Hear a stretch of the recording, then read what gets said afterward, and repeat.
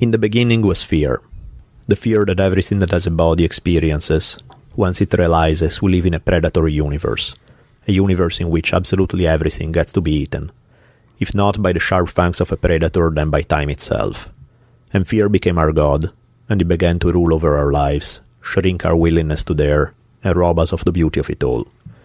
Fear is written in the deepest layer of our DNA. You can't run away from it, you can't escape it. It's so pervasive that plenty of people try to exorcise the demon. Religions, philosophy, advertisements, motivational speakers. They all tell you that if you make the jump and follow their cure, you'll no longer have anything to fear. They tell you that there are no monsters hiding under your bed. They promise you safety from everything you fear. They promise you a sense of empowerment. They promise you victory against all odds.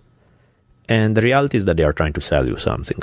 The monster is indeed under your bed after all.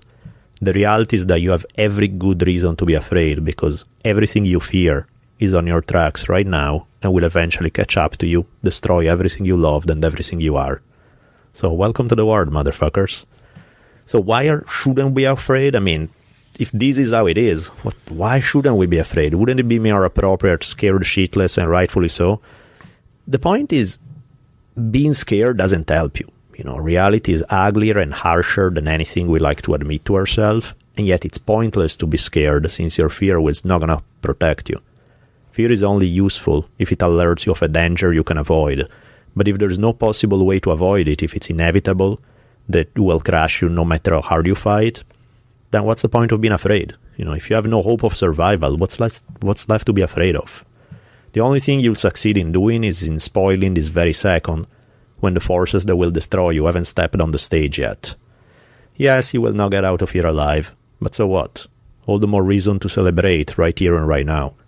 Let's pop the champagne before all hell breaks loose, squeeze every last ounce of orgasmic ecstasy from the present moment, and when the monster finally clamps out from under your bed, at least you'll have a good reason to smile before he devours you. You're already dead. Let's have a party in the meantime.